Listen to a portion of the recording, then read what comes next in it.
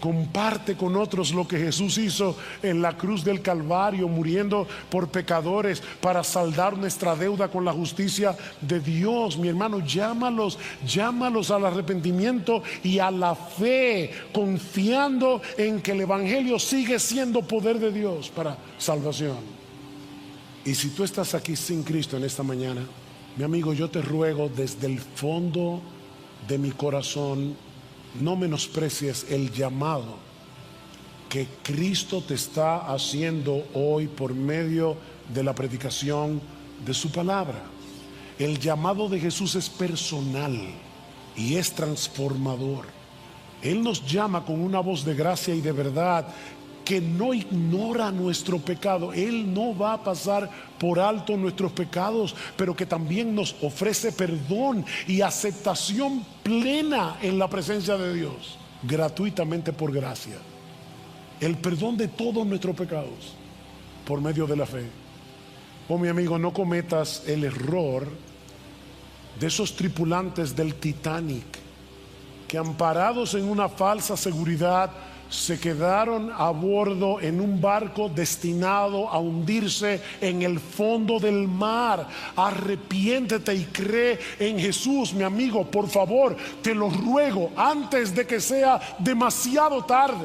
12 de abril del año 1912 ocurrió lo que pienso que hasta ahora es el naufragio más famoso de la historia naval reciente, el hundimiento del Titanic, habiendo chocado a medianoche con un iceberg. De las 2.224 personas que iban a bordo, más de 1.500 perecieron esa noche.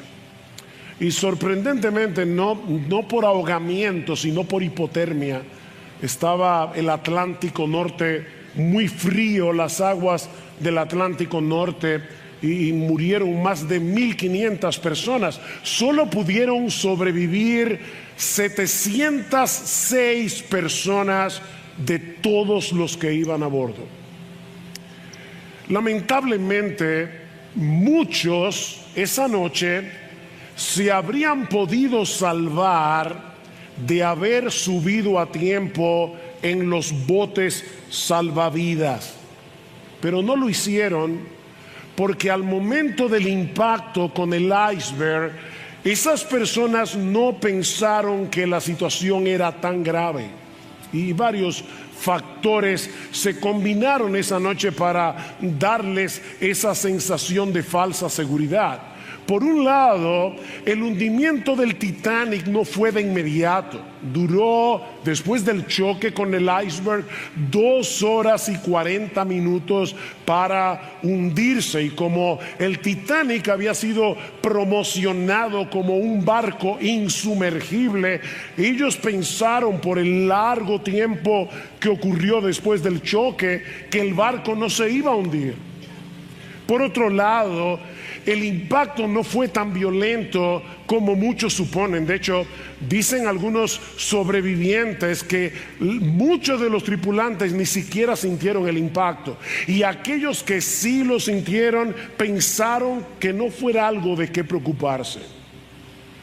Y aparte de todo, las aguas del Atlántico Norte estaban en calma, el cielo estaba despejado, se veían las estrellas, y todo eso contribuyó a la impresión de que todo estaba bien, de que no había ningún indicio de peligro. Mis hermanos, amigos que nos visitan, esta historia del Titanic tan conocida nos recuerda, nos muestra lo terrible que puede llegar a ser la falsa sensación de seguridad cuando estamos ante un peligro inminente. Y si eso es una verdadera tragedia para aquellos que pierden la vida física, la desgracia es infinitamente mayor para aquellos que descuidan su destino eterno, descansando en una engañosa sensación de seguridad. Tal vez tú viniste a la iglesia hoy pensando que todo en tu vida está bien, que tú no tienes nada de qué preocuparte. Bueno, mi primera tarea en esta mañana es inquietarte. Mi primera tarea es sembrar inquietud en tu corazón. La historia que encontramos en Lucas capítulo 5 y que estaremos exponiendo una parte de lo que leyó Lester hace un momento, que estaremos exponiendo en la mañana de hoy, nos presenta dos grupos de personas. Unos que se creían demasiado justos, demasiado buenos, y otro grupo que sabía que eran demasiado malos. Ambos grupos tenían la misma necesidad de un Salvador, pero para algunos era más evidente que para los otros. Uno de los grupos, el de los religiosos, el de los decentes, se sentía seguro, igual que la gente del Titanic. Ellos no se veían necesitados de alguien que los salvara. Vean conmigo una vez más Lucas capítulo 5, pero esta vez a partir del versículo 27.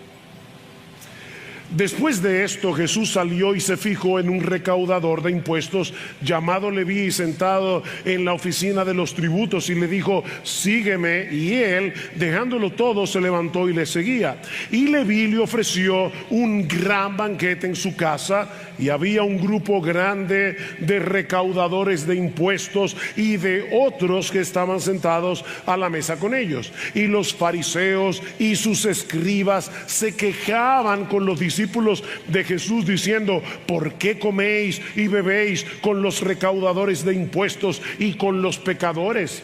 Respondiendo Jesús les dijo: los sanos no tienen necesidad de médico, sino los que están enfermos. No he venido a llamar a justos, sino a pecadores al arrepentimiento. Para aquellos que nos están visitando en esta mañana, nosotros tenemos varios domingos predicando una serie de sermones respondiendo a la pregunta: ¿a qué vino Jesús? Y estamos tomando textos de las Escrituras, sobre todo de los Evangelios, donde el mismo Jesús responde esa pregunta. Entonces, ¿a qué vino Jesús? Bueno, Él nos dice aquí claramente: yo no vine a llamar a justos, yo vine a llamar a pecadores al arrepentimiento.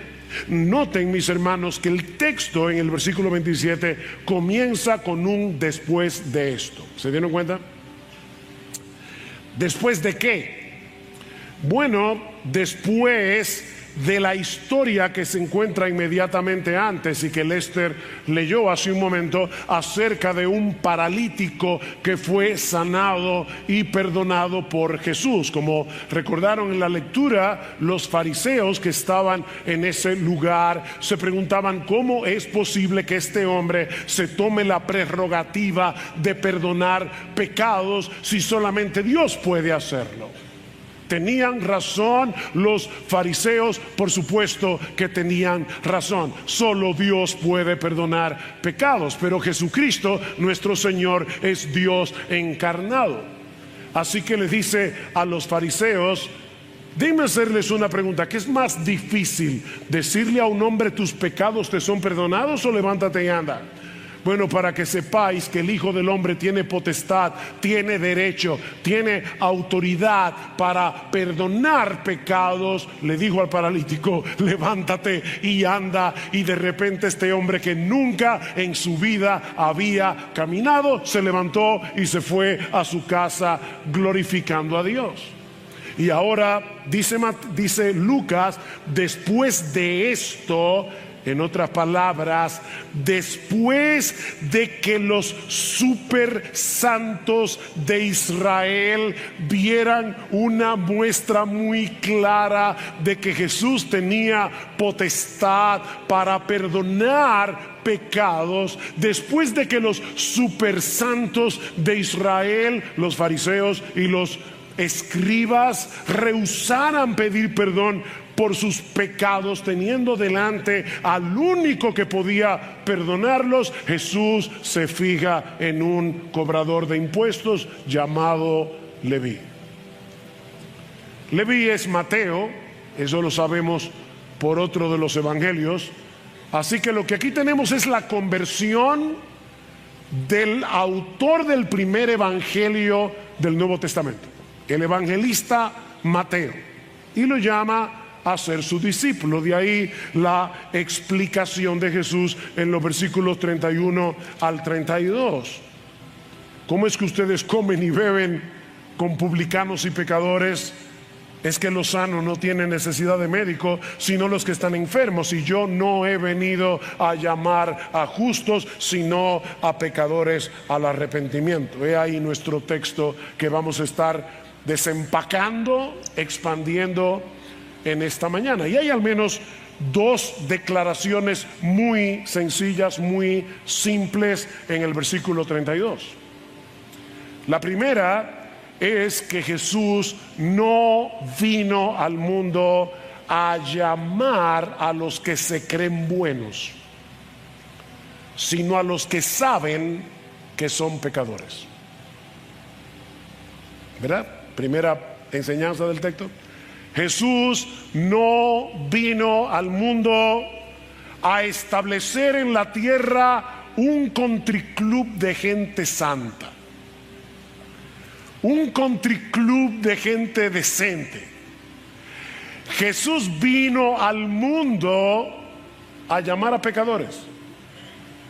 Recuerden, hermanos, que Jesús está aquí rodeado de gente religiosa, de gente decente, los fariseos, los escribas, pero él se fija en un cobrador de impuestos, en un publicano llamado Mateo.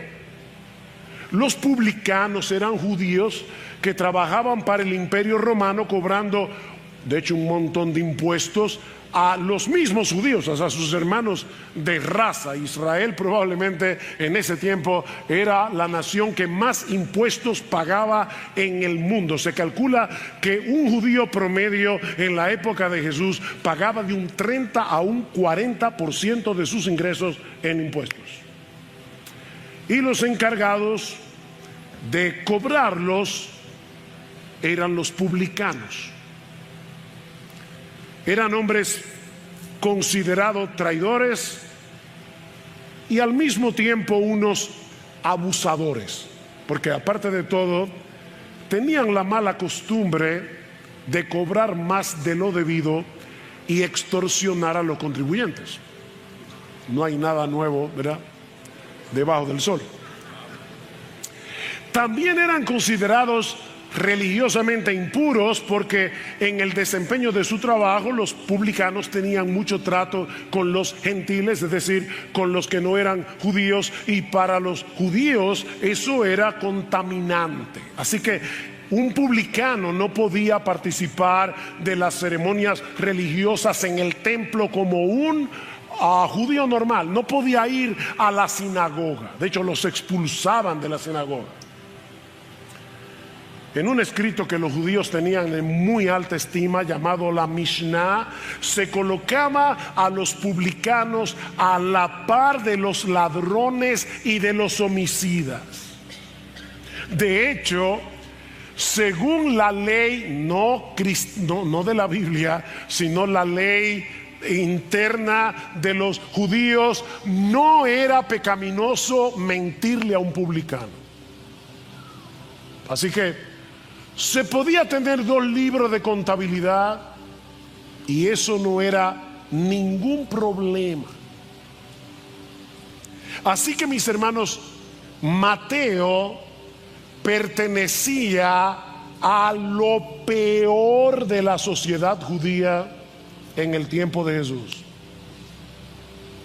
Era un idólatra que le había vendido su alma al Imperio Romano, un codicioso, un traidor, un extorsionador.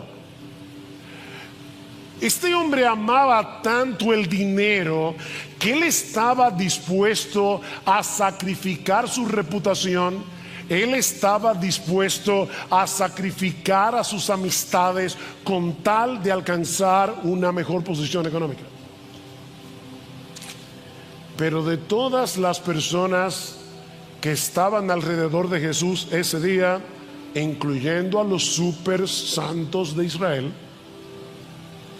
Jesús se fijó en Mateo. Él estaba interesado en ese rechazado y odiado publicano, en este individuo sin escrúpulos.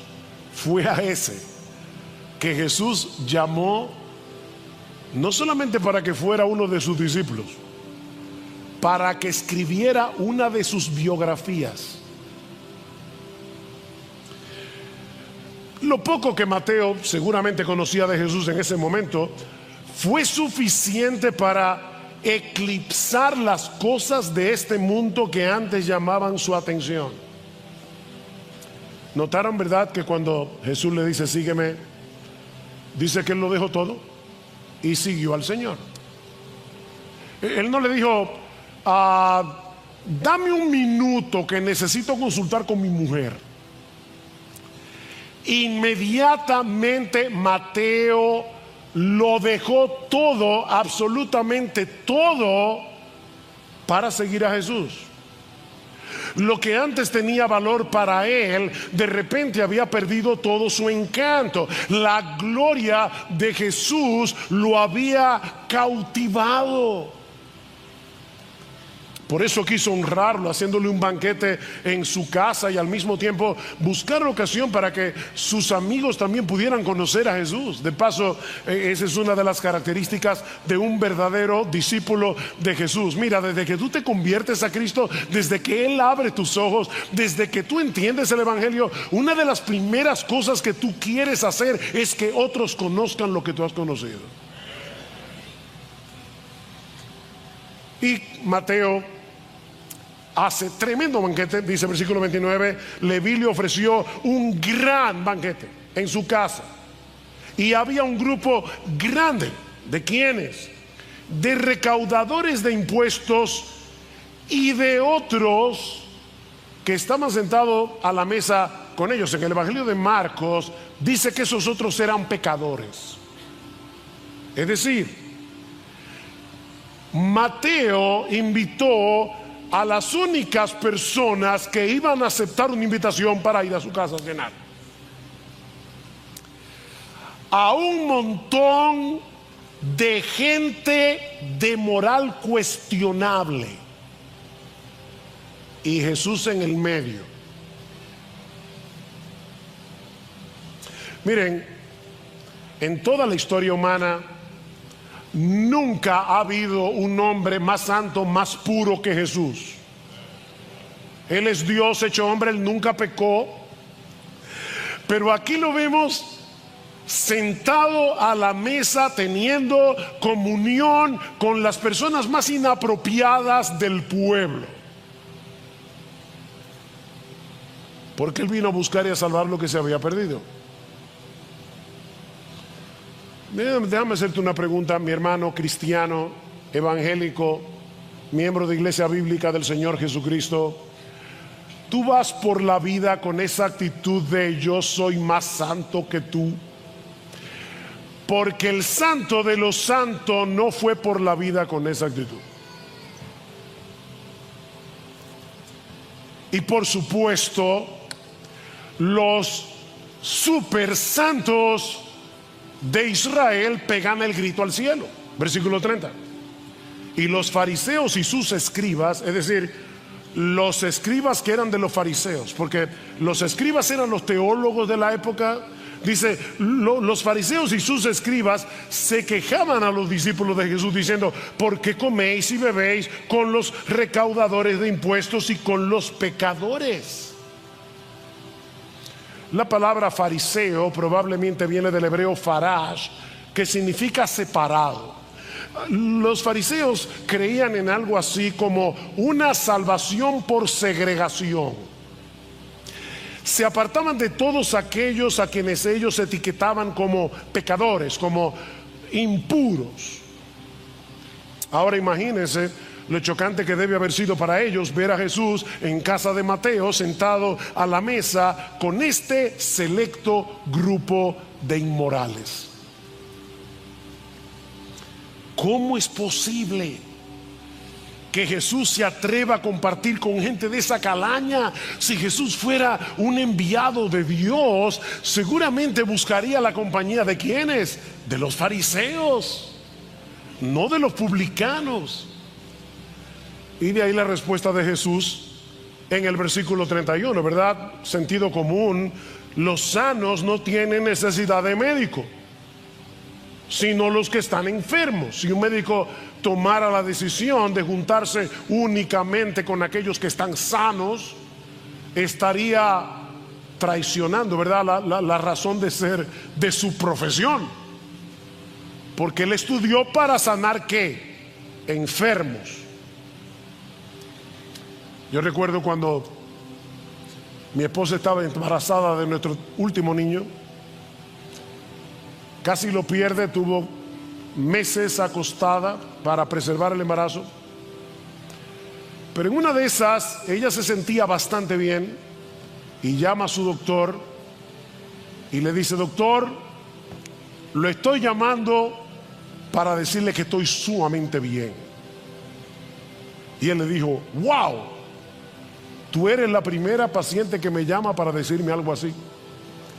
Porque nadie hace una cita, ¿verdad?, con un médico para decirle: doctor, solamente vine para decirle, estoy como un trinquete.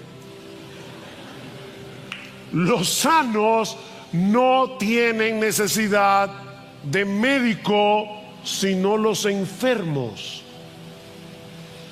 Cristo vino a buscar lo que se había perdido, independientemente de la forma como se manifiesta esa perdición. Porque déjenme decirle, mis hermanos y amigos, en el mundo hay un montón de personas que están religiosa y decentemente perdidas, y hay otro montón de personas que están viviendo en abierta inmoralidad. Pero ¿saben qué? Ambos grupos están perdidos, solo que uno no lo sabe y el otro sí. Así que no malentiendan las palabras irónicas de Jesús en los versículos 31 al 32. O sea, Jesús no está dividiendo la humanidad en dos grupos: los justos y sanos que no necesitan salvación, y los otros pecadores inmorales que sí la necesitan. No. Lo que él quiere mostrar a estos líderes religiosos de Israel es que el primer paso para poder ser salvos es la necesidad que tenemos de ser salvados. Mi amigo, déjame decirte algo sumamente sobrio, sumamente serio en esta mañana. Si tú nunca te has visto como una persona tan pecadora que mereces la condenación del infierno, tú no eres cristiano. Cristo no vino a llamar a justos. Así que si tú te crees justo, si tú crees que estás sano en tu alma, Jesús nunca te ha llamado. No con el llamamiento irresistible y eficaz con el que Él llama a los suyos. Mi amigo, tú estás consciente del serio problema que tú tienes delante de Dios por causa de tu pecado. Déjame citarte 3 pasajes de las Escrituras que yo espero te ayuden a hacer un diagnóstico correcto de la condición de tu corazón. El primero se encuentra en Mateo capítulo 23, versículo 36, 22, versículos 36 al 40. Un escriba se le presenta al Señor y le dice: Señor, ¿cuál es el mandamiento más importante de la ley? Y Cristo le dice: Bueno, amarás al Señor tu Dios con todo tu corazón, con toda tu alma, con toda tu mente, con todas tus fuerzas. Y el segundo es semejante: amarás a tu prójimo como tú te amas a ti mismo. De estos dos mandamientos dependen toda la ley y los profetas. O sea, que si tú violas cualquiera de estos dos mandamientos, amar a Dios con todo tu corazón, con toda tu alma, con toda tu mente, con todas tus fuerzas, y violas el mandamiento de amar al prójimo como a ti mismo, tú has violado toda la ley. Pregunta: ¿puede levantar la mano aquí alguien que de corazón puede decir que ama a Dios cada microsegundo de su existencia, con todo su corazón, con toda su alma, con toda su mente? ¿Hay alguien aquí? ¿Hay alguien aquí que sinceramente pueda decir que ama a su prójimo, aun aquellos que te han hecho daño, con la misma pasión, con la misma devoción, con la misma energía con la que tú te amas a ti mismo? ¿Hay alguien aquí? Entonces todos estamos condenados. Todos. Gálatas capítulo 3 versículo 10: todos los que pretenden salvarse a través de las obras de la ley están bajo maldición, porque escrito está: maldito todo aquel que no permaneciere en todas las cosas escritas en el libro de la ley para hacerla. Tú quieres salvarte guardando los mandamientos, los 10 mandamientos, tienes que haberlos cumplido todos y cada uno, desde la cuna hasta la tumba. Y si quieres que te lo ponga peor, Santiago capítulo 3 versículo 10 dice que el que viola uno de los mandamientos de la ley los violó absolutamente todos. Porque la ley es como una cadena. Si tú rompes uno de los eslabones, rompiste la cadena. Eres pecador, mereces la condenación del Dios 3 veces santo. Pablo dice en Romanos capítulo 3 versículos 10 al 12 que en el mundo entero no hay una sola persona que sea buena, no hay una sola persona que sea justa, no hay una sola persona que sinceramente esté buscando a Dios.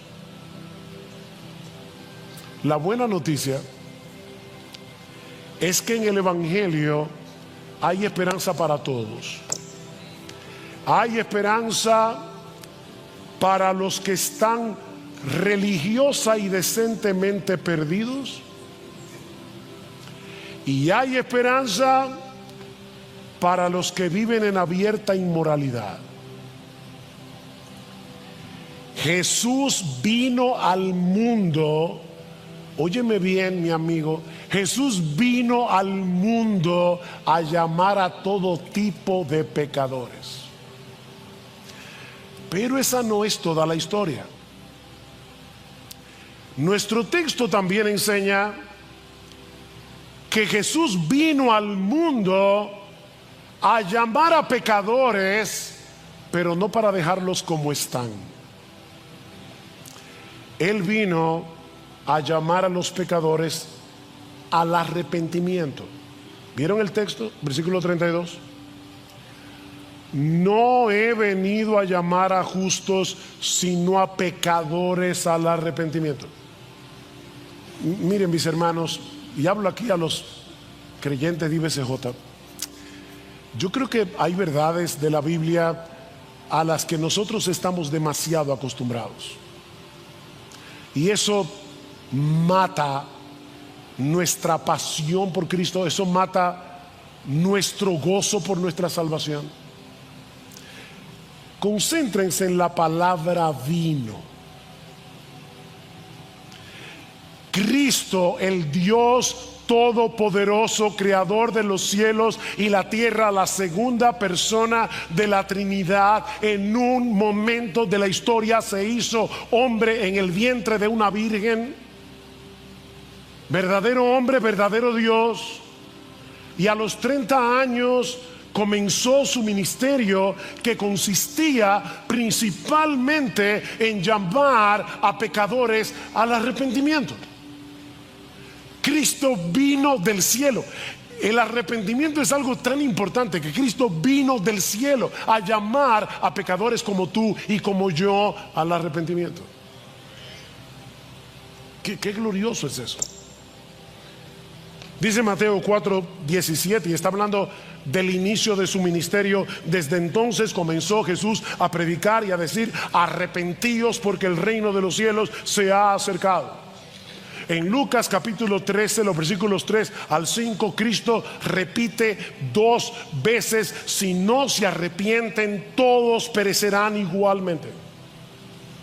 Cristo vino a llamar a los hombres al arrepentimiento. Si alguno quiere venir en pos de mí, niéguese a sí mismo, tome su cruz cada día y sígame. Aunque la palabra arrepentimiento no está en esa declaración, en ese texto, de lo que Cristo está hablando allí es del arrepentimiento. Ahora, ¿qué es el arrepentimiento? ¿Qué es el arrepentimiento? Es un cambio profundo en el corazón y la mente de una persona que se ha dado cuenta de su pecado, lo reconoce como algo terriblemente malo delante de Dios, siente tristeza por haberlo cometido y decide apartarse de su vida de pecado para seguir a Dios en obediencia. ¿Entendiste lo que es el arrepentimiento? Te lo repito otra vez. Es un cambio profundo, no de fachada, en el corazón y en la mente de una persona que se ha dado cuenta de su pecado. Y déjame decirte algo, mi amigo, yo sé que tú sabes que tú eres pecador. De hecho, la gente siempre dice: bueno, nadie es perfecto. Tú sabes que tú eres pecador. Lo que tú no sabes es la gravedad de tu pecado. Porque si lo supieras, hace rato que habrías venido a Cristo en arrepentimiento y fe. Así que es un cambio profundo en el corazón y en la mente de una persona que se ha dado cuenta de su pecado, lo reconoce como algo terriblemente malo delante de Dios, siente tristeza por haberlo cometido y decide apartarse de su vida de pecado para seguir a Dios en obediencia. Imagínate a un individuo que va camino a un precipicio, pero él no lo sabe. Tal vez hay mucha niebla y él cree que va por el camino correcto, pero de repente alguien le advierte del peligro. El individuo abre los ojos, entiende que se está dirigiendo a una destrucción segura, así que ¿qué hace? Da media vuelta y empieza a caminar en la dirección correcta. Bueno, eso es el arrepentimiento. Así que esto es más que sentir pena o culpa. ¿Me oíste bien? Hay una gran diferencia entre remordimiento y arrepentimiento. Esto es más que sentir pena o culpa. Es un cambio completo de dirección en nuestra vida. Es reconocer con tristeza y dolor que hemos estado viviendo de espaldas a Dios, en desobediencia a Dios, haciendo nuestra voluntad, no la suya, buscando nuestra gloria, buscando nuestro honor, buscando nuestra fama, en vez de hacer las cosas buscando la gloria de Dios. Y por la gracia divina es volverse de ese mal camino y comenzar a andar conforme a su voluntad. Y eso lo vemos en el mismo ejemplo de Mateo. Ya lo dije, versículo 27 otra vez. Después de esto Jesús salió y se fijó en un recaudador de impuestos llamado Leví o Mateo, sentado en la oficina de los tributos, y le dijo: sígueme. Y él, dejándolo todo, se levantó y lo siguió. Mateo no dijo: ¿sabes qué, Señor? Mira, este negocio es demasiado bueno. Mira, vamos a hacer una cosa. Yo voy a identificarme como discípulo tuyo y aún voy a hacer el esfuerzo de no extorsionar a los contribuyentes. No. Dejándolo todo, le siguió. Y es interesante que la palabra sígueme aquí es un imperativo presente. ¿Qué significa eso?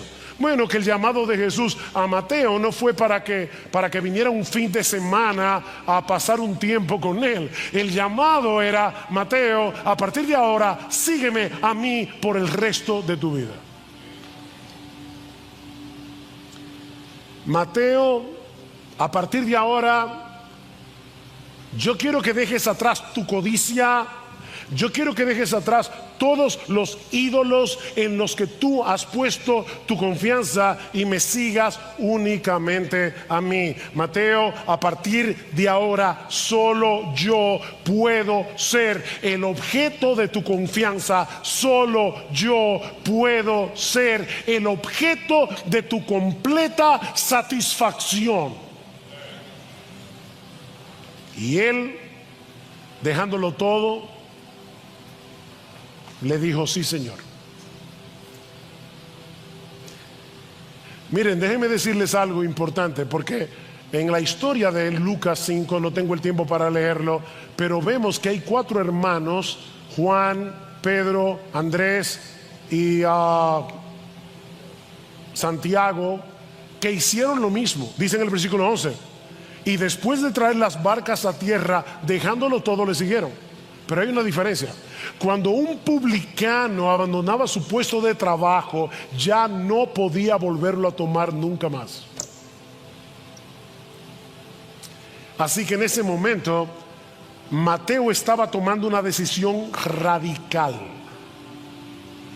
cortar de un tajo, cortar por completo con su vida pecaminosa para seguir a Jesús.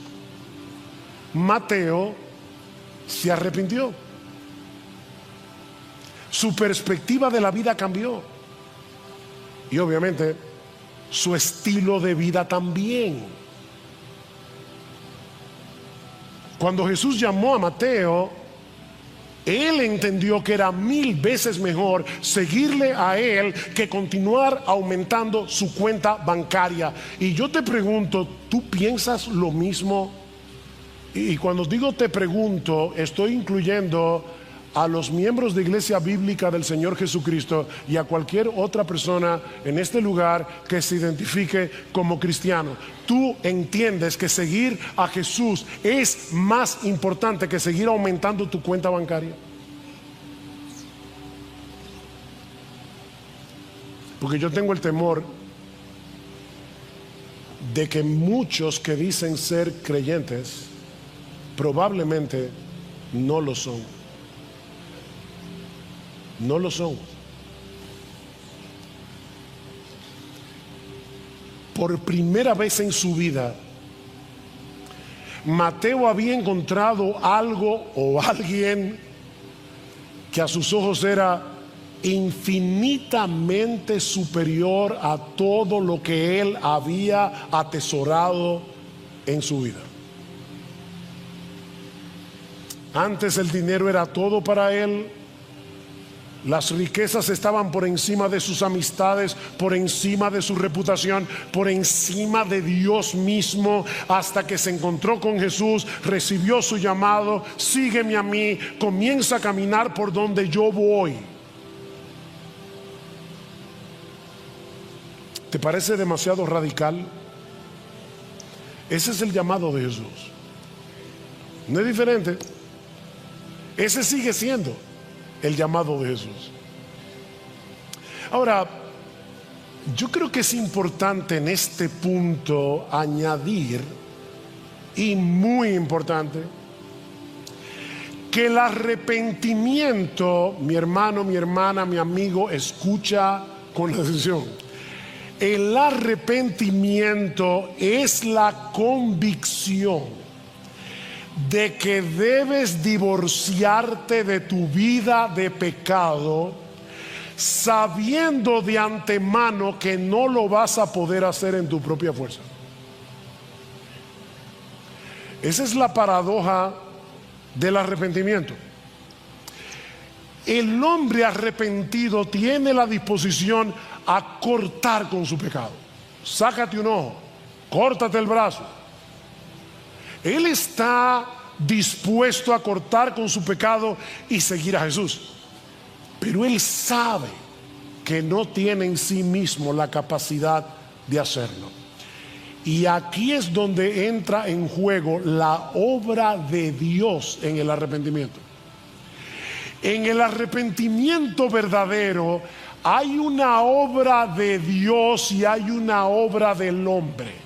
Dice en Hechos capítulo 11, versículo 18, de manera los judíos estaban sorprendidos cuando escucharon, cuando Pedro les relató lo que había pasado en la casa de Cornelio, y dice, de manera que aún a los gentiles ha dado Dios arrepentimiento para vida. El arrepentimiento es una obra de Dios y es una obra del hombre.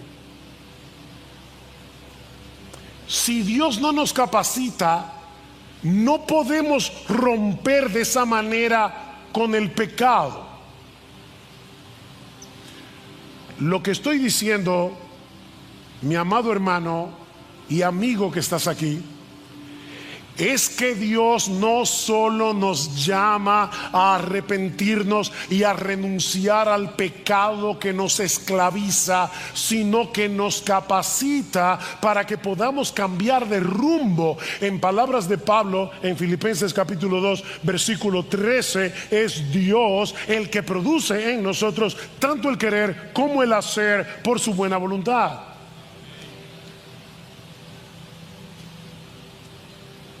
Al arrepentirnos, confiamos en que Dios mismo nos dará la fuerza y el deseo de vivir una vida nueva por el poder de su Espíritu Santo en nosotros. Ahora, no quiero que te confundas. Yo no te estoy diciendo que en esta mañana tú tienes que averiguar si Dios te ha dado o no esa capacidad. Tú sabes que eres pecador. Tú sabes que tu pecado merece la condenación. Arrepiéntete. Eres tú el que tienes que arrepentirte. Nadie se puede arrepentir por ti. Pero es Dios el que te capacita para vivir una vida arrepentida. Miembros de Iglesia Bíblica, ¿oyeron eso? Es Dios el que nos capacita para vivir una vida arrepentida. Porque el arrepentimiento no ocurre una sola vez y para siempre. Hay un momento inicial en que nosotros nos volvemos de nuestro pecado hacia Dios, pero aún caminando hacia Dios, el pecado todavía mora en nosotros y muchas veces tendremos la necesidad de volvernos otra vez en arrepentimiento y fe. Es una vida de arrepentimiento.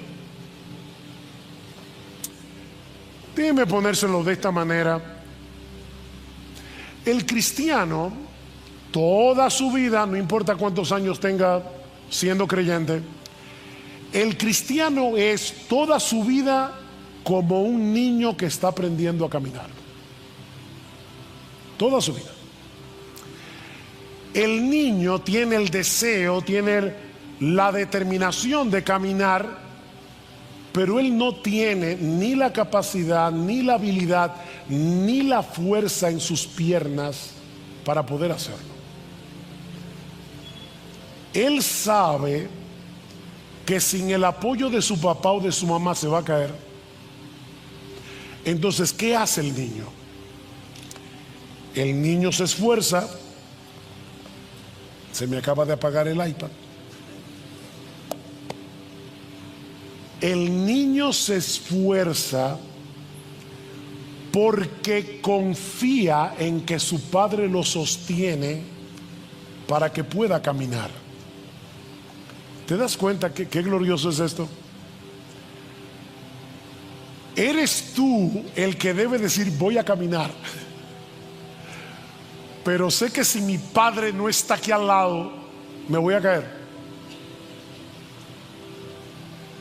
Todo aquel que se arrepiente ha decidido renunciar a su vida anterior para andar por otro camino, pero ha decidido hacerlo confiando en que es Dios el que produce en nosotros el querer como el hacer por su buena voluntad.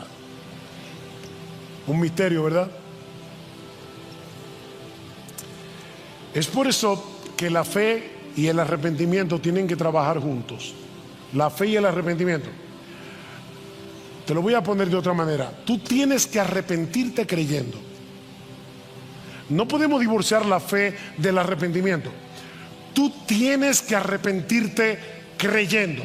Creyendo que Jesús pagó tu deuda en la cruz del Calvario, y creyendo que a partir de ahora su Espíritu te sostendrá y te ayudará desde dentro para luchar con tu pecado y hacer la voluntad de Dios.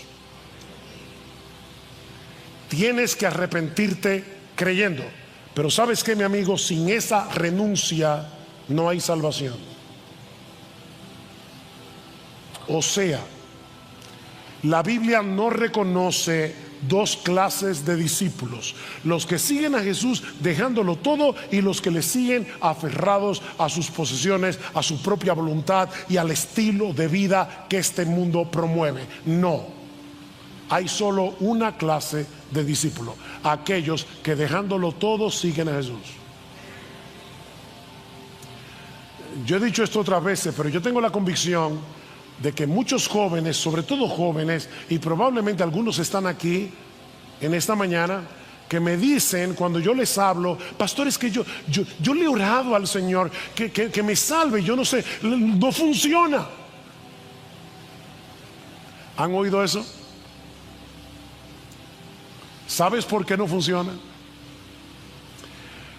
Porque con una soga tú estás agarrado al mundo. Y al oír acerca del Evangelio y sabiendo en tu fuero interno que es la verdad, no te quieres condenar, obviamente, y te estás extendiendo todo lo que se puede para tratar de alcanzar la soga de Jesús, pero sin soltar esta. No, así no se puede. Suelta una para que puedas agarrar la otra. Lucas 14:33. Cualquiera de vosotros que no renuncia a todo lo que posee no puede ser mi discípulo.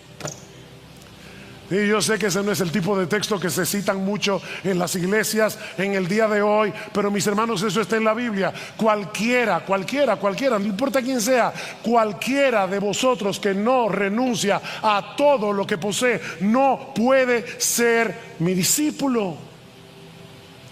Ahora, ¿qué significa eso?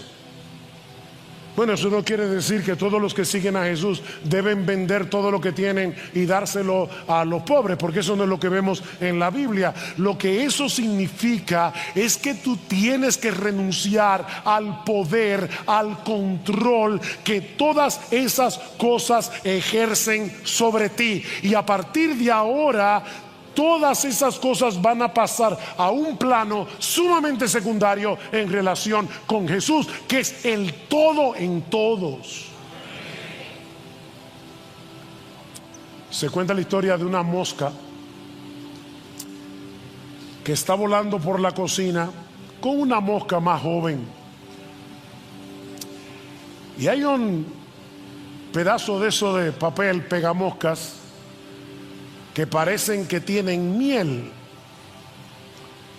y hay una mosca pegada así del papel. Y le dice la mosca más joven a la más vieja: wow, qué dichosa la mosca, toda esa miel para ella sola. Y la mosca más experimentada le dice: mira bien, porque no es la mosca la que tiene al papel, es el papel el que tiene a la mosca. El problema aquí es que si las posesiones te tienen a ti, tú no eres cristiano. El problema no es que tengan posesiones. El problema es que esas posesiones te posean, porque Jesucristo es el Señor. Y el que se arrepiente precisamente se está arrepintiendo de haber vivido toda su vida poniendo su confianza en un montón de ídolos, en un montón de cosas que no son Dios. Da media vuelta y vuélvete al Señor. Ese es el llamado de Jesús. Para el cristiano, esas cosas dejan de ser lo que te define. Esas cosas dejan de ser lo que domina tu vida, la base de tu felicidad, el motor de tu existencia. Y si son cosas claramente pecaminosas, abiertamente contrarias a la ley de Dios, en dependencia del Espíritu Santo, no lo olvides, en dependencia del Espíritu Santo, confiado en el poder de Dios, debes estar dispuesto a cortarla de raíz, sea lo que sea.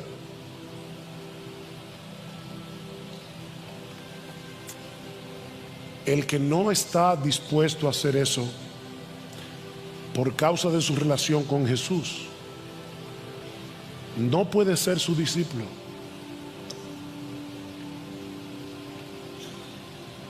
Obviamente eso no quiere decir que los verdaderos cristianos no tengamos una lucha en el interior, porque constantemente queremos volver a colocar en nuestro corazón los ídolos en los que antes confiábamos. Pero el verdadero cristiano se reconoce porque se mantiene en pie de guerra contra esos ídolos del corazón. Se mantiene en pie de guerra contra ese pecado que todavía mora en él. El verdadero cristiano se reconoce porque continuamente se está arrepintiendo de haber quitado los ojos del Señor para ponerlo de nuevo en sus ídolos. Ven, es una vida arrepentida. Decía Sproul que los cristianos no se reconocen básicamente porque pecan menos, sino porque se arrepienten más.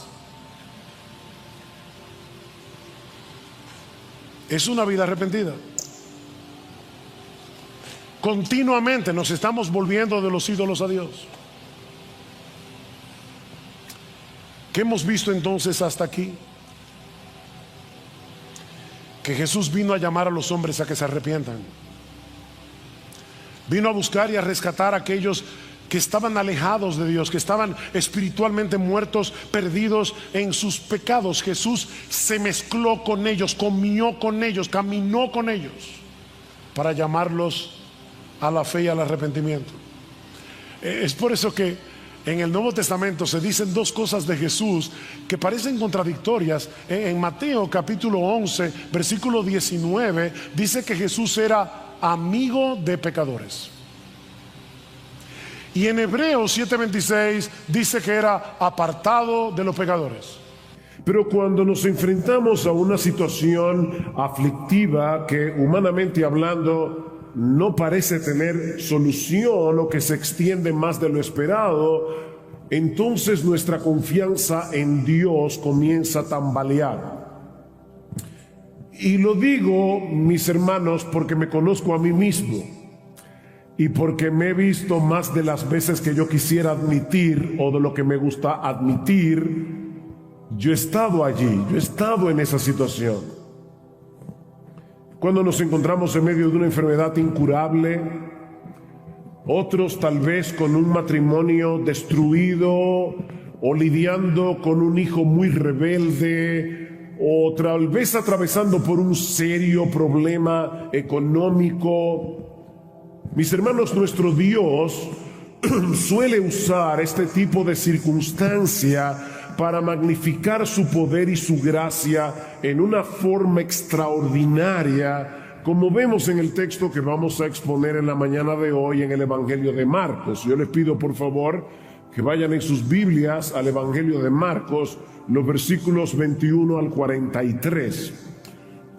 Hay dos historias en este pasaje que nosotros podemos dividir en tres escenas diferentes. En la primera, Marcos nos presenta una situación desesperada. Una situación desesperada. Lean conmigo, por favor, los versículos 21 al 24. Dice así la palabra del Señor. Perdón, tengo mi Biblia abierta en Mateo. Ok. Marcos 21 dice: cuando Jesús pasó otra vez en la barca al otro lado, se reunió una gran multitud alrededor de él, así que él se quedó junto al mar. Y vino uno de los oficiales de la sinagoga llamado Jairo, y al verlo se postró a sus pies y le rogaba con insistencia diciendo: mi hijita está al borde de la muerte, te ruego que vengas y pongas las manos sobre ella para que sane y viva. Y Jesús fue con él. Y este detalle es importante: una gran multitud le seguía y le oprimía.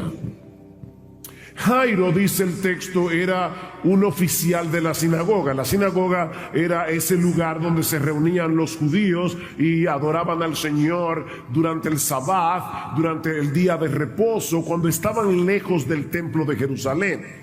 Cada sinagoga tenía un oficial o un grupo de oficiales que eran los encargados de supervisar todo lo concerniente al culto. Nosotros venimos aquí el domingo en la mañana, ya todo eso está preparado, aquí hay un micrófono, aquí hay una cámara, todo está bien, los hermanos de alabanza. Hay alguien que tiene que coordinar todo esto. Bueno, eso era lo que hacían los oficiales de la sinagoga. Generalmente eran personas elegidas por la comunidad debido a su carácter, debido a su devoción religiosa, de manera que Jairo era un hombre muy conocido, era un hombre muy respetado en la ciudad de Capernaum, que es donde ocurre esta historia. Y cuando él llega delante de Jesús, dice Marcos que se postra delante de él en una actitud suplicante, porque su hijita, yo sé que la Reina Valera dice su hija, es su hijita, literalmente está al borde de la muerte. Más adelante Marcos nos va a decir que esa niña tenía 12 años. Y Lucas añade el dato de que era una hija única. Sin embargo, en medio de esta situación angustiosa, en medio de esta situación desesperada, Jairo cree que Jesús es capaz de sanar a su hija. Ahora, recuerden, hermanos, que fue en la sinagoga de Capernaum donde el Señor sanó a un endemoniado en Marcos capítulo 1, y según los evangelios fue en la ciudad de Capernaum donde Cristo realizó la mayoría de sus milagros. Así que muy probablemente Jairo había visto al Señor Jesucristo hacer cosas portentosas en la ciudad de Capernaum. Y él conocía el poder de Jesús, pero sobre todo conocía la compasión de Jesús, y por eso le suplica de rodillas delante de todo el mundo. No olviden, aquí hay una gran multitud, y Jairo le suplica de rodillas delante de todo el mundo que sane a su niña. Ese, de paso, hermanos, es uno de los propósitos de Dios en la aflicción: hacernos conscientes de nuestra debilidad, hacernos conscientes de nuestra dependencia de Él, para ponernos de rodillas en una actitud suplicante delante del Señor. Hay una frase sumamente conocida de C.S. Lewis donde él dice: Dios nos susurra en nuestros placeres, nos habla en nuestra conciencia, pero nos grita en nuestros dolores. Dice Lewis Ese es su megáfono para despertar a un mundo sordo. Ahora, aquí tenemos que usar un poco de imaginación. Mis hermanos, lo que Jairo está haciendo era muy arriesgado para un hombre de su posición social, de su posición religiosa, pero él amaba a su hija más que su reputación. Su corazón de padre no le permitía estar atento en este momento a ninguna otra cosa que no fuera la sanidad de su hija. Y yo estoy completamente seguro de que todos los padres que están aquí me entienden perfectamente. Los padres somos capaces de hacer lo que sea por uno de nuestros hijos. Hace unos años, varios años atrás, una de nuestras hijas, con 9 años de edad, sufrió un accidente. Y fue un accidente bastante severo. Porque un carrito de golf que se mueven con un motor eléctrico la golpeó, le pasó por encima y finalmente el motor quedó pegado a su muslo, causándole quemaduras de 3er grado. Y yo recuerdo cuando a nuestra niña había que hacerle la cura. Yo no sé si ustedes han tenido la experiencia de ver cómo se cura a un quemado, pero eso es muy doloroso. Yo recuerdo decirle al doctor en aquel momento, le decía: doctor, si usted pudiera darme una pastilla que permitiera que el dolor de mi hija se pase a mi cuerpo, yo me la tomaría de inmediato. Los padres somos capaces de hacer lo que sea por causa de nuestros hijos. Y Jairo tenía una última esperanza en la persona de Jesús. Una última esperanza en la persona de Jesús. Jairo sabía que no tenía mucho tiempo para estarse preocupando por guardar el protocolo de una persona de su rango. Él iba a hacer todo lo que estuviera a su alcance para salvar la vida de su hija, aunque eso le costara perder su reputación. Pero entonces, hermanos, ocurre algo inesperado que pone a prueba la fe de Jairo. Una mujer enferma se interpone en el camino, deteniendo el avance de Jesús, que recuerden que ya era lento de por sí, porque la multitud lo oprimía. Yo imagino a Jairo con el corazón a 1000, deseando que Dios abriera la multitud como abrió el Mar Rojo para que Jesús pudiera avanzar. Y ahora de repente Jesús tiene que detenerse por causa de una mujer enferma. Vean los versículos 25 al 26, una escena que yo he titulado Una dilación inquietante. Ya vimos una situación desesperada, veamos ahora una dilación inquietante, versículo 25. Y una mujer que había tenido flujo de sangre por 12 años y había sufrido mucho a manos de muchos médicos y había gastado todo lo que tenía sin provecho alguno, sino que al contrario había empeorado, cuando oyó hablar de Jesús, se llegó a él por detrás entre la multitud y tocó su manto. Hermanos, la providencia del Señor a veces es tan extraña, es tan misteriosa. ¿Cuántos años tenía la hija de Jairo? 12 años. ¿Cuánto tiempo tenía esta mujer sufriendo de esta enfermedad? 12 años. Así que muy probablemente el mismo año en que esta mujer enfermó, nació la hija de Jairo. Y la vida de estas dos personas comenzaron a correr separadas la una de la otra hasta que de repente se encuentran en la persona de Jesús. Impresionante. Dios había orquestado las cosas para que la enfermedad de esta mujer, que había empezado 12 años antes, pusiera a prueba la fe de Jairo 12 años después. Uno no tiene ni idea de lo que Dios está haciendo en la vida de cada persona. Esta mujer no solamente tenía un serio problema de salud, ella tenía un serio problema social y un serio problema religioso. Cuando una mujer tenía la menstruación, según la ley del Antiguo Testamento, permanecía por 7 días ceremonialmente impura y no podía ser tocada por nadie. Una impureza ceremonial no implicaba nada pecaminoso, sino que le impedía a la persona afectada participar en la adoración en la sinagoga o en el santuario, ir al mercado, estar con las amigas, tocar a la gente. Mis hermanas, a ustedes les hablo. Esta mujer llevaba 12 años sin poder vivir una vida normal.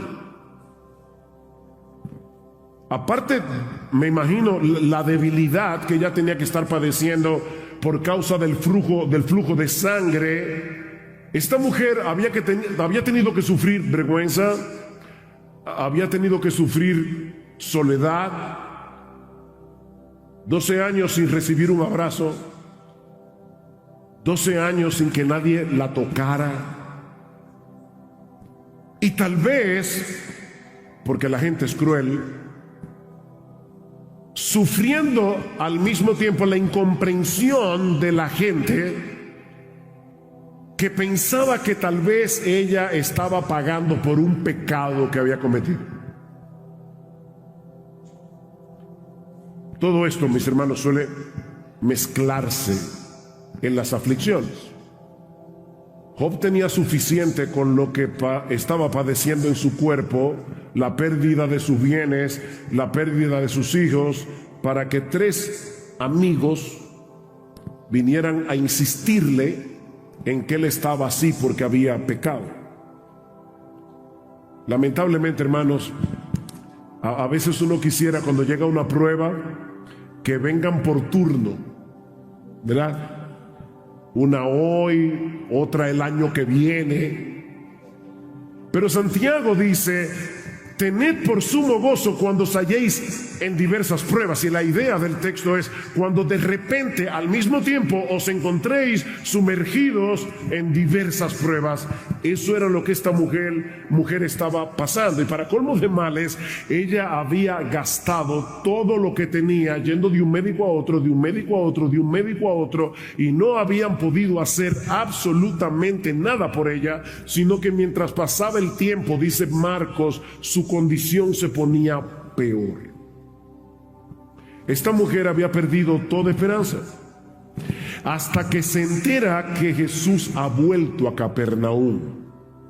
Y al igual que Jairo, ella decide poner a un lado su condición de impureza. Noten cómo las dos historias tienen muchos puntos de contacto. Ella decide, aunque no debía hacerlo, ella decide mezclarse sigilosamente en medio de la multitud hasta llegar a la persona de Jesús, porque ella tenía la convicción de que si al menos podía tocar su manto, ella quedaría sana.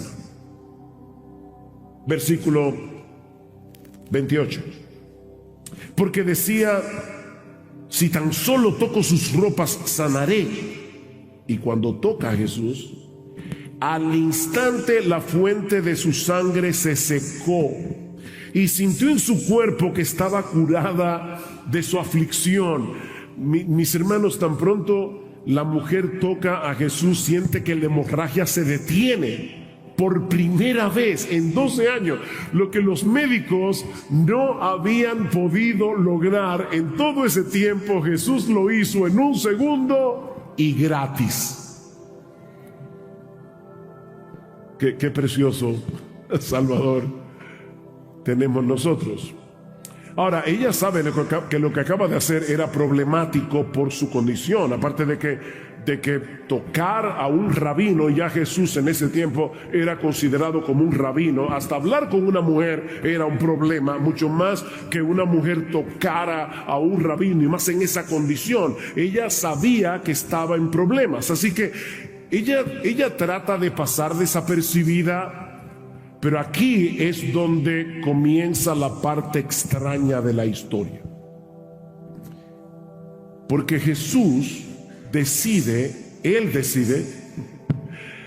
detener a toda la multitud y de repente pregunta: ¿quién me ha tocado? ¿Quién me ha tocado? Ahora, no olviden que ellos van camino a la casa de Jairo, donde hay una niña que se está muriendo. No hay tiempo que perder. Pero en vez de apurarse, Jesús se detiene a conversar con esta mujer. Y yo me imagino a Jairo, por lo menos si fuera yo. Versículo 30. Enseguida Jesús, dándose cuenta de que había salido poder de él y volviéndose entre la gente, dijo: ¿y quién ha tocado mi ropa? Y sus discípulos le dijeron, yo imagino hoy día, ¿what? O sea, ¿ves que la multitud te oprime y dices: ¿quién me ha tocado? Pero él miraba a su alrededor para ver a la mujer que le había tocado. Aparte de que Jesús estaba rodeado de un montón de gente que lo estaba apretujando por todas partes, hay una niña a punto de morir, no olviden eso, y él se detiene a preguntar quién le tocó. Mis hermanos, eso de verdad parece absolutamente absurdo,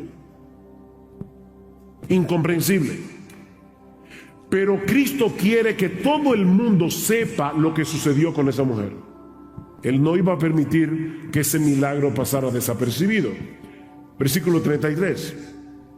Entonces la mujer, temerosa y temblando, dándose cuenta de lo que le había sucedido, vino y se postró. De nuevo, ¿qué hizo Jairo? Vino y se postró. Esta mujer vino y se postró delante de él y le dijo toda la verdad.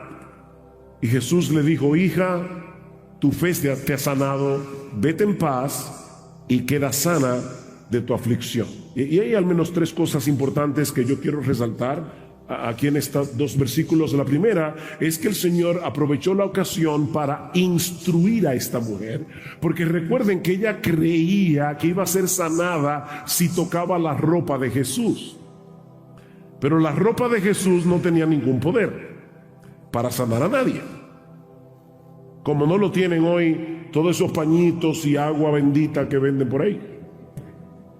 No tiene poder. Fue por causa de su fe, dice el texto, que fue sanada. De hecho, hermanos, déjenme decirles algo extraño. Tal vez Javier se los ha dicho, o los predicadores de esta iglesia. Tampoco la fe tiene ningún poder. Yo digo a la gente que dice: la fe mueve montañas. No, la fe no mueve nada. El que tiene poder es Jesús, no la fe, que actúa en nosotros por medio de la fe. Son dos cosas muy diferentes. Como dice un comentarista, esta mujer tenía una teología débil y una fe fuerte. Así que el Señor aprovechó para corregir su teología, que estaba mal, pero exaltar su fe al mismo tiempo. Lo segundo que hace Jesús, y esto es precioso, hermanos, es declarar públicamente que esta mujer ha sido limpiada, públicamente, de su impureza ceremonial. Por primera vez en 12 años, esta mujer comenzaría a vivir una vida normal, comenzaría a mezclarse con la gente, comenzaría a ir a la sinagoga, comenzaría a ir al mercado, a conversar con las amigas, a recibir un abrazo. De manera que fue por su propio bien que Jesús no permitió que este milagro pasara desapercibido. Jesús quería proclamar: esta mujer está limpia. Pero hay algo más importante aquí. En el versículo 34 hay un juego de palabras que no se ve tanto en español, pero la palabra que se traduce como sanar también se puede traducir como salvar. Es la misma palabra. Ella se había acercado a Jesús para ser sanada, pero había encontrado en cambio sanidad y salvación. Por eso es que Cristo le dice: hija, ahora ella es una hija de Dios.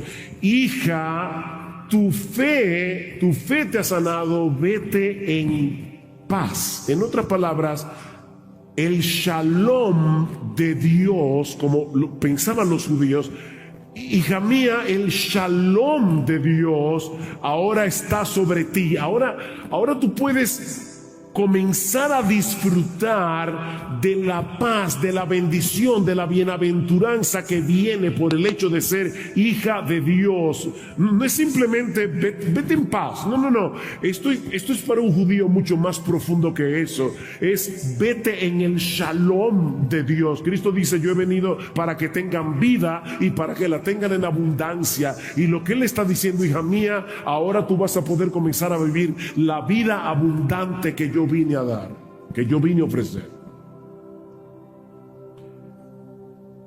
Por 12 años esta mujer había llevado en su cuerpo un recordatorio de la corrupción que todos tenemos en el alma por causa de nuestros pecados, pero Cristo en un instante había removido no solo su aflicción, sino también su culpa y su vergüenza. Qué precioso Salvador tenemos nosotros, qué glorioso Salvador. Ahora, de nuevo, vamos a imaginar lo que está pasando aquí. Los apóstoles irritados, me imagino sobre todo a Pedro, están irritados. Jairo está nervioso, su angustia va en aumento cada segundo. Su niña está en peligro de muerte. La multitud que rodea a Jesús no lo deja avanzar más rápido. Y ahora Cristo está conversando con esta mujer. ¿Saben, hermanos, que lo que Jesús está haciendo aquí no solo parece irracional, sino también irresponsable? Vamos a suponer por un momento que de repente a la emergencia de un hospital llegan dos casos simultáneamente, una niña que se está muriendo y una mujer que tiene una enfermedad crónica pero que no es mortal, y el médico decide atender primero a la mujer. Si la niña muere, los padres con todo derecho pudieran denunciar a ese médico ante las autoridades por negligencia médica. Bueno, lo que Jesús está haciendo aquí, a primera vista, Él está siendo negligente. Él está atendiendo un caso que no es grave, no es mortal, y descuidando a una niña que se está muriendo. Por supuesto, mientras tanto, pasa lo que Jairo temía. La niña muere. Y eso nos lleva a la tercera escena. Ya vimos una situación angustiosa, una dilación inquietante. Veamos ahora la actuación de Jesús en el momento preciso. La actuación de Jesús en el momento preciso. Versículo 35. Mientras estaba todavía hablando, vinieron de casa del oficial de la sinagoga diciendo: oigan, qué tierno, tu hija ha muerto, ¿por qué sigues molestando al maestro? La verdad que hay personas que tienen un tacto para decir las cosas. Mire, yo me imagino que estas 4 palabras, tu hija ha muerto, tienen que haber sido una daga en el corazón de Jairo. Unos minutos antes había esperanza, pero ya no hay nada que hacer. ¿Por qué tuvo que interponerse esta mujer en el camino? ¿No pudo haber esperado un poco más para ser sanada y darle el chance a una niña que tiene toda una vida por delante? Por lo menos, de nuevo, yo estoy casi seguro de que yo habría pensado así. Pero ahora Jesús quiere ayudar a Jairo a poner su mente en perspectiva, y a todos ustedes y a mí también, porque este relato quedó inspirado por el Espíritu Santo para que durante 2000 años o hasta que Cristo vuelva, nosotros estemos predicando acerca de este texto. Y ahora Jesús le dice, escuchen esto. Jesús, versículo 36, oyendo lo que se hablaba, dijo al oficial de la sinagoga 4 palabras también: no temas, cree solamente. No temas, cree solamente. 4 palabras aterradoras: tu hija ha muerto. 4 palabras de esperanza. Mis hermanos, todos nosotros necesitamos urgentemente que el Señor nos ayude a pensar de una forma apropiada, a pensar a través de la fe, porque la prueba produce turbación. Uno quisiera, ¿verdad?, que en el momento de la prueba lo primero que se dispare sea la fe. Pero ¿saben qué es lo que suele ocurrir? Que en una prueba, cuando llega en el momento, lo primero que se dispara es la duda. No nos gusta reconocerlo, pero es así. A un señor le preguntaron: ¿es usted creyente? Y yo digo: no, dudante. Nosotros tenemos una tendencia a dudar. Se dispara la duda hasta que entendemos que Jesús es confiable, no importa la circunstancia. Mira, mi hermano, yo no sé lo que tú estás pasando, mi hermana, en este momento, pero sea lo que sea, si tú eres creyente, por favor no olvides que Jesús es confiable. Por encima de tu dolor, por encima de tu aflicción, por encima de tu circunstancia aflictiva, Jesús es confiable. Yo no sé si en algún punto de esta historia Jairo llegó a pensar que Jesús no había actuado con la rapidez que el caso ameritaba. Si tan solo se hubiera apresurado un poco más, su hija estaría viva. Pero el Señor sabía que no había ninguna razón para apurar el paso. Las cosas tienen que suceder según la agenda de Dios, no según la agenda de los apóstoles, no según la agenda de Jairo, no según tu agenda, no según la mía. Es la agenda de Dios. Mis hermanos, nuestra noción del tiempo nunca es adecuada cuando nosotros tendemos que evaluar la actuación de Dios. Ustedes saben que cada cultura tiene una noción particular del tiempo, y eso impacta considerablemente la manera como reaccionamos. Por ejemplo, los dominicanos somos súper puntuales. Tú invitas a un dominicano a una reunión a las 8 y llega a las 9 en punto. Y yo no sé cómo es aquí en El Salvador. ¿Ustedes son iguales? Más o menos. Ahora, imagínate por un momento que se están casando una dominicana y un inglés. Yo estuve en Londres el año pasado y a mí me sorprendía cada vez que iba a tomar un tren, decía: llega a las 9:04. Yo decía: no puede ser a las 9:05, redondo, no. Y yo lo probaba con el 9:04, ¡pam! Ahí llegaba el tren. Impresionante. Ahora, se están casando, ¿verdad? Una dominicana y un inglés. Para él, 5 minutos ya es muy tarde.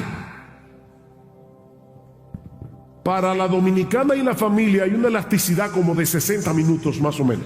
Un rango de elasticidad. Entonces llega la hora determinada para la boda, ¿verdad? Ya todos están ahí esperando. En el ala derecha están los ingleses irritados, molestos, mirando el reloj. En el ala de izquierda están los dominicanos hablando, porque para ellos, lamentablemente para nosotros, esto es de lo más normal. ¿Ven cómo cada cultura maneja el tiempo de una manera diferente? Bueno, mis hermanos, si el sentido del tiempo cambia mucho de una cultura a la otra, cuando se trata de Dios, la situación ya es muy crítica, porque, hermanos, el obrar de Dios en el tiempo es absolutamente incomprensible para nosotros. Dios llama a Abraham y le dice, capítulo 15, capítulo 17, le dice: Abraham, te voy a dar 2 promesas. Capítulo 15, te voy a dar un hijo. Capítulo 17, te voy a dar esta tierra. Y en el mismo capítulo 15 le dice lo mismo. ¿Cuándo, Señor? Bueno, el hijo dentro de 25 años y la tierra dentro de 400 años. El tiempo de Dios. Alguien decía, la gracia de Dios nunca actúa según nuestro horario. Y eso es tan importante, hermanos. Cuando estamos en medio del dolor y comenzamos a pedir a Dios, Señor, por favor, ven. Ven, Señor, ven, actúa, ven, Señor. Y pasa un día y el día se convierte en un mes y el mes se convierte en un año y en 2 años y en 4 años. Y uno dice, Señor, ¿qué pasa? Yo le decía a mi esposa en estos días, hemos estado pasando muchas aflicciones de diversos tipos. Y por momentos, conversando ella y yo abiertamente hemos dicho, wow, le hemos pedido tanto al Señor y parece como que Él no está escuchando. Pero saben que yo le decía a mi esposa, saben, mi amor, que en los 47 años que nosotros tenemos siendo cristianos, muchas veces nosotros le hemos pedido al Señor en oración, Señor, santifícanos, Señor, haznos como Cristo. Y que si esta dilación ahora no es más que la respuesta de Dios a aquellas oraciones. No entendemos lo que Dios está haciendo. Para Jairo era demasiado tarde. Para Jesús las cosas estaban ocurriendo según lo previsto. Jairo, no temas. No temas, cree solamente. Mis hermanos, la fe es el antídoto divino contra el temor. Creo que era Martin Lloyd-Jones que decía que la fe consiste en aplastarle la cabeza a la serpiente de la duda con la promesa de Dios. Dice David en el Salmo 56, versículo 3, en el día que temo, fíjense, él no está diciendo, yo nunca tengo temor, yo no tengo problemas con eso. Dice, no, en el día que temo yo en ti confío, pero ahora escucha, en Dios cuya palabra alabo, en Dios he confiado, no temeré. ¿Qué puede hacerme el hombre? Y probablemente la palabra de la que está hablando David aquí, esto está, hay diversas, ¿verdad?, opiniones al respecto, pero probablemente lo que David está pensando es en la palabra que Samuel le dijo, tú serás rey. Y pasan los años y David es un fugitivo. Saúl lo está persiguiendo y lo que él está diciendo es, cuando de repente me asalta el temor, mis enemigos me están rodeando, parece que van a acabar con mi vida, pero yo alabaré tu palabra porque tú no mientes y tú dijiste que yo seré rey. Y de esa manera es que David puede acallar la voz del miedo, la voz del temor. Cristo le está diciendo a Jairo, déjame hacer las cosas en mi tiempo. Y te lo está diciendo a ti en esta mañana. Y verás que a final de cuentas, el tiempo mío será infinitamente mejor que el tuyo. ¿Recuerdan la historia de José y el copero del rey? El copero y el panadero van a la cárcel. José le dice, a ti te van a matar en 3 días, a ti te van a volver a colocar en tu puesto. Y le dice al copero, por favor, cuando tú recuperes tu puesto, acuérdate de mí. Pero ¿qué pasó? Que el copero se olvidó por 2 años. Uno lee rápido el texto, es 2 años, 2 años. Ahora, ¿qué hubiera pasado si al copero no se le hubiera olvidado la petición de José? Lo que hubiera pasado es que José habría sido liberado y habría sido un expreso en Egipto y ya. Pero 2 años después, Dios usó una circunstancia, el sueño de Faraón, para que se cumpliera el plan de Dios. No era cuando José le pidió al copero que se acordara de él, era 2 años después, porque ese era el tiempo de Dios. Ahora, contra posibilidad razonable, Jairo decide confiar en Jesús. Y yo espero, mi hermano, mi hermana, que el Señor use este mensaje para ayudarte en ese sentido, porque dice en el versículo 37, y no permitió que nadie fuera con él, sino solo Pedro, Jacobo y Juan, el hermano de Jacobo. Fueron a la casa del oficial de la sinagoga, y Jesús vio el alboroto y a los que lloraban con él y se lamentaban muchos. En los días del Señor, y de hecho todavía aún en América Latina eso pasa, hay lloronas profesionales, se llaman plañideras. En nuestro país hubo un dictador, Rafael Leonidas Trujillo Molina. Gobernó el país con mano de hierro por 31 años. Fue ajusticiado en 1961 y los hermanos, para que se viera que era amado por el pueblo, comenzaron a contratar lloronas. Me dicen, yo era muy chiquito, que se pagaban a 5 los gritos y a 10 los desmayos. Impresionante. Por supuesto, la cantidad de lloronas dependía de lo que la familia podía pagar. Y como la familia de Jairo era una familia pudiente, Mateo dice que era mucha gente que estaba llorando. O sea, contrataron, era un jolgorio que había allí, mucha gente llorando. Llega Cristo, versículo 39, y entrando les dijo, ¿por qué hacéis alboroto? La verdad es que las cosas del Señor son tan peculiares como solo Jesús puede hacerlo. ¿Por qué hacéis alboroto y lloráis? La niña no ha muerto, sino que está dormida. Y se burlaban de él. Fíjense cómo en un segundo el llanto se convirtió en burla. En un segundo. Pero Jairo siguió creyendo en Jesús.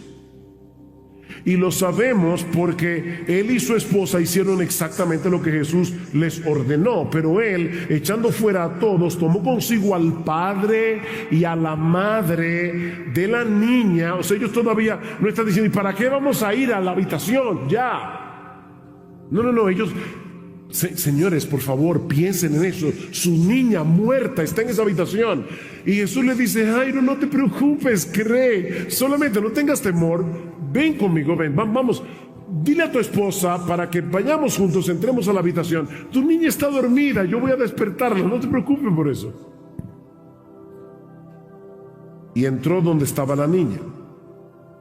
Y tomando a la niña por la mano le dijo, Talita, cum. O cumi, que traducido significa niña, a ti te digo, levántate. Ese relato me enternece mucho. De nuevo, lo que está pasando aquí, hermanos, es una mezcla de poder, compasión, ternura, todo al mismo tiempo. Y obviamente tenemos que entender este pasaje a la luz de la ley ceremonial del Antiguo Testamento, porque tocar el cuerpo de una niña muerta también hacía a Jesús ceremonialmente impuro. Pero si notaron en el texto, Jesús no toma eso en cuenta y le toma la mano a la niña. Ese dato es importante. Y le dice, Talita. Es un diminutivo para niña, muchachita. Cumi, levántate. Lo que Jesús está haciendo aquí es muy similar a cuando nosotros vamos a la habitación de uno de nuestros hijos y le decimos, mi amor, ya es hora de ir a la escuela, levántate.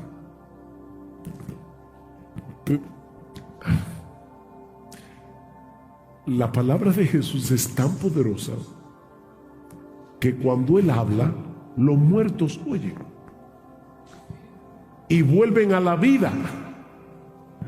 Versículo 42. Al instante la niña se levantó y comenzó a caminar, pues tenía 12 años. Y al momento se quedaron completamente atónitos, y entonces les dio órdenes estrictas de que nadie se enterara de esto, y dijo que le dieran de comer a la niña. Jesús está atento a todos los detalles. Él sabía que muy probablemente durante la enfermedad la niña había estado inapetente, pero ahora de repente está sanada, completamente sanada, y vuelve a tener la energía y el apetito de un adolescente. Y el Señor le dice a los padres: ahora denle de comer. El milagro de restauración había sido completo. Ahora, yo no vine aquí al Salvador a contarles una historia que está en la Biblia. Yo vine a predicar. Hermanos, ¿qué aprendemos de esta historia? Hay varias cosas que ya hemos dicho, pero déjenme decir algunas más, breves.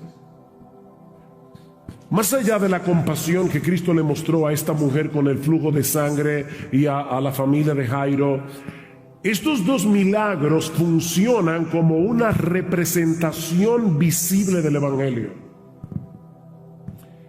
Jesús tuvo que entrar en contacto con nuestras impurezas para que nosotros fuésemos purificados, y Él permanecía puro.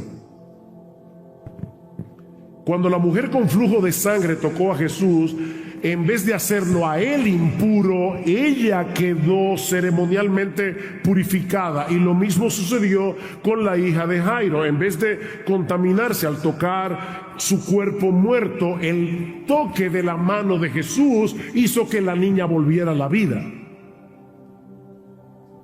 ¿Saben que en cierto modo todos nosotros por naturaleza tenemos el mismo problema de esta mujer y de esta niña?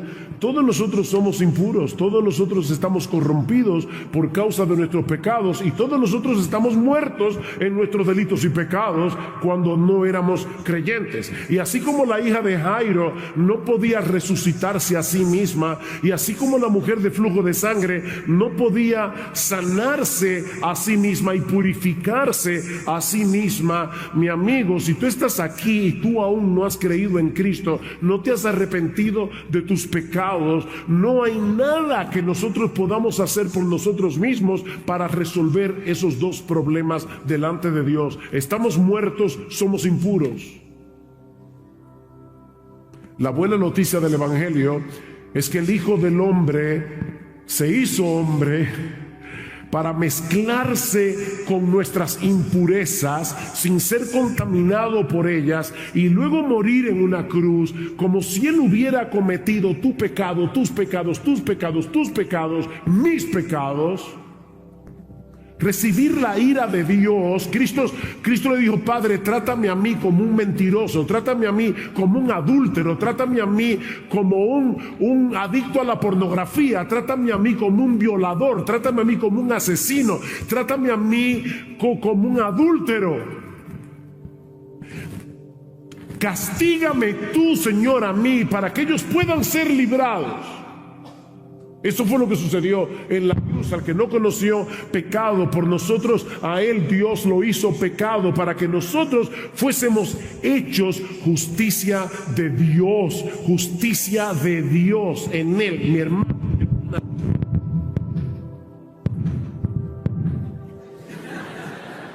Sí, esto merece fuegos artificiales.